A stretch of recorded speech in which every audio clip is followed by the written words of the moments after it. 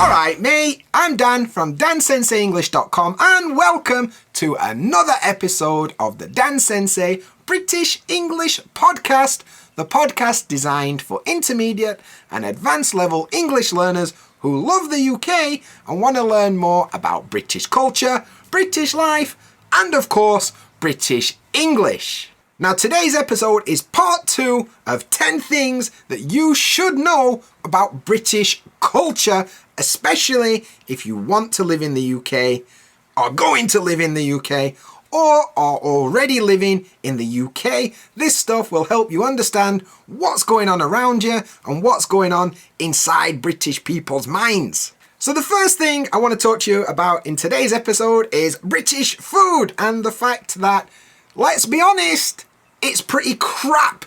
Even British people don't really like British food so much, and that's why you'll find that the most popular food in the UK, it's not bangers and mash, it's not fish and chips, it's curry. British people love a good curry, and it's not just Indian curry, Sri Lankan curry, Thailand curry, Japanese curry.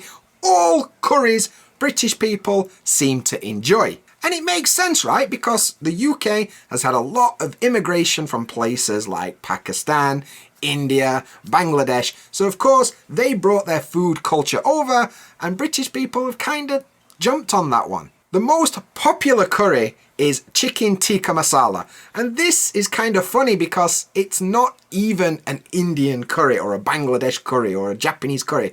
It was actually invented in Scotland. So it's a Scottish curry by that logic, and to be honest, you can tell I'm British because it's my favourite curry as well. I love a good chicken tikka masala.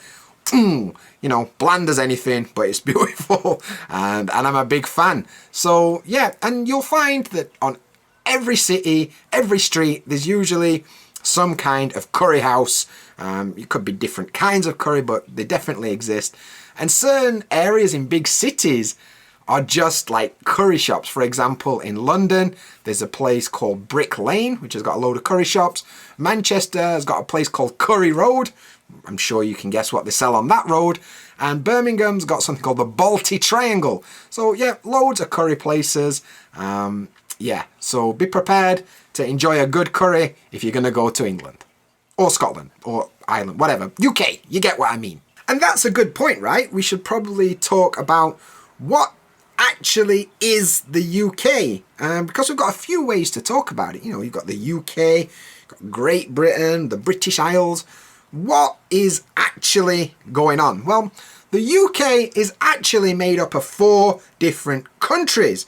If you're not sure, we've got England, we've got Ireland, but not all of Ireland, just Northern Ireland. We've got Scotland and we've got Wales, and together as a group, a hybrid, they make up the UK, and each country has got its own government and its own laws and its own culture and accents and dialects and all the rest of it, but we are somehow united as a kingdom, hence the term the United Kingdom, the UK. Now, something that's interesting about British culture is that we don't like anyone, but we join up with the people close to us to dislike other people, right? It's a jokey kind of rivalry, it's not that serious. But, for example, people in Yorkshire don't like people in Lancashire, and we're next to each other. But together we join up and we don't like people from Liverpool. But together we all join up to not like people from down south, you know, from London or whatever. Then we all join together to not like Scottish people, and we join up with Scottish people to join, and we don't like Welsh people. You know, it kind of goes on and on and on. And it's definitely visible in like sports, with like football or rugby, or, you know, especially rugby. You'll find that there's a lot of friendly rivalry and sometimes not so friendly rivalry. But it's something to be aware of. You'll also find that not all of these countries speak English as a first language. In Wales, they speak Welsh. I think I'm going to get this wrong, but maybe in Scotland people speak Gaelic, or maybe that's Irish. I don't actually know about that. But there are other languages than English in these 4 countries. So don't be surprised if you go to Wales and they don't speak English. It could happen. They're probably going to speak English, but maybe they don't. Who knows? You need to be careful. And I guess on that point, we should mention the fact that not all British people speak like the Queen. I do not speak like the Queen at all. Could you imagine if I did my podcast in this kind of voice and this kind of accent? Now, that is completely different to how I actually sound, and that is because the UK and even just England has got a massive amount of different dialects and different accents, especially when you consider it's such a small piece of land. As far as I know, there are over 50 different accents and dialects in the UK, and each of those accents and dialects are broken down even further. For example, I come from a city called Sheffield in South Yorkshire, so I speak Yorkshire dialect, Yorkshire accent, right? However, if I drive 25 minutes to Doncaster, it's different. We have different words, different dialect, different accent, and we drive 30 minutes up the M1 to Leeds and it's different again. And even inside Yorkshire, we've got loads of different versions and different dialects. Now, if you're learning English, that's going to be pretty difficult because it's so different. Every 25 miles, it's like a different language, which makes it hard for you. The Queen speaks in what we call RP, or received pronunciation, or some people call it Queen's English. And this is quite common for certain areas in the south and like estuary English, but it is quite posh, you know, upper class. Not everybody speaks this way, so if you rock up in London, don't expect everybody to sound like that. You're going to get Cockneys, you're going to get South London roadman slang, you're going to get all sorts of stuff. So be prepared to not fully understand what people are saying around you, because it's not going to be what you learned in your textbooks, which is why people like me make content like this to help you understand what British people are actually saying. If you want to work on this, I offer private lessons all about understanding British people. Send me an email if you're interested. The link is in the show notes. Besides the language and the dialects and the accents, there are some other things that make British people pretty hard to understand, and that is that our sense of humour is heavily sarcastic and self-deprecating. We love to make jokes at our own expense rather than making jokes about somebody else, right?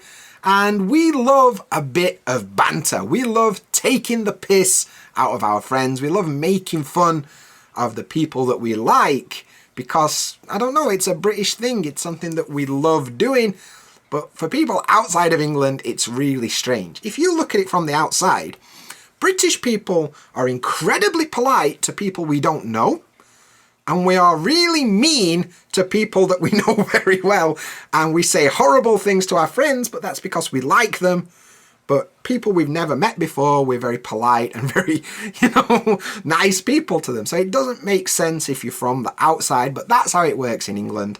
And some British comedy does translate overseas. You will have probably heard of TV shows, like Mr. Bean, or maybe you've heard of things like Fawlty Towers, Monty Python, that kind of thing. But it is very British and it's very hard for people to understand. The humour is very dry, it's very sarcastic, and a good joke, often people don't realise it's a joke. Are you being serious? Is it a joke? I don't really know. Should I be offended? Probably not. Probably British people are just trying to pull your leg or take the piss or take the mickey or just make fun of you because it's something to do.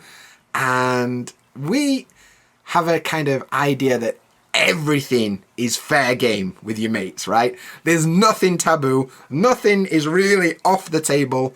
And if it's going to get a good laugh, go for it. Royal family, politics, prison, anything that you can think of that you can make fun of, probably we're going to do it. So if you're going to spend time in the UK and you're going to make British mates, I suggest you develop a thick skin. Otherwise, you're just going to spend all day being offended. The next thing I've got for you, we've already touched on in a previous podcast, and that is that the pub is like a second home for British people.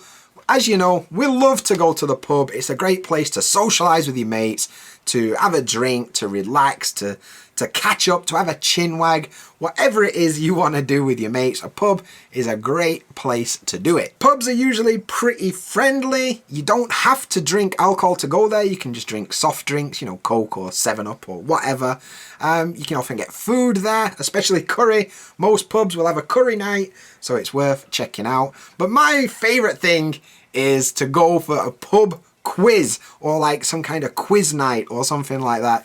You get together with some mates, you make a little team, and you do a general knowledge quiz, and you can win some prizes. Usually it's drinks from the bar or maybe a bit of money depending on the actual pub, but it's a good laugh of an evening. And yeah, some people take it seriously. Most people go there and take the piss because it's sarcastic. I was always in the taking the piss category. But it is a good use of an evening, and it's a great way to meet other people. One thing you need to be aware of, I did touch on it in the pub podcast, and that is we do often use the system of buying a round, where in your group you take it in turns to buy everybody else in the group a drink, right? And then next time it's somebody else's turn to buy everyone a drink. If you do this, if you join in the round buying system, don't leave the pub until you've bought your round.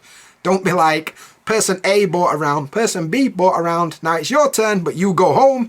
That is a massive faux pas. Don't do that. That just means that you're a bit of a selfish dickhead.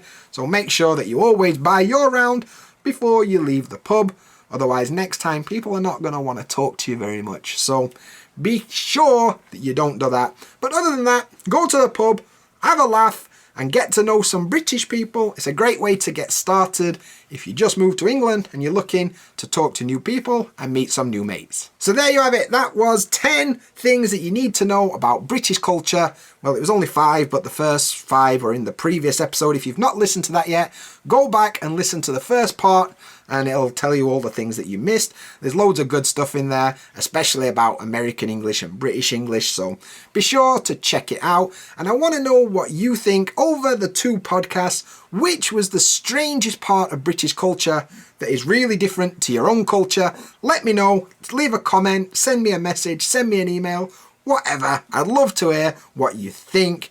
And while you're here, don't forget to like, share, subscribe this podcast. If you're listening on Spotify, please leave a rating. I'd proper enjoy it. And if some of the words in this podcast were a bit difficult for you to understand, don't worry, I'm here to help you. The full transcript is over on dansenseienglish.com. You can see every single word that I said written down so you can follow along. It's great if you want to practice shadowing. And if you're not sure about some certain key vocabulary or British words that are used, you can download the free vocabulary cheat sheet.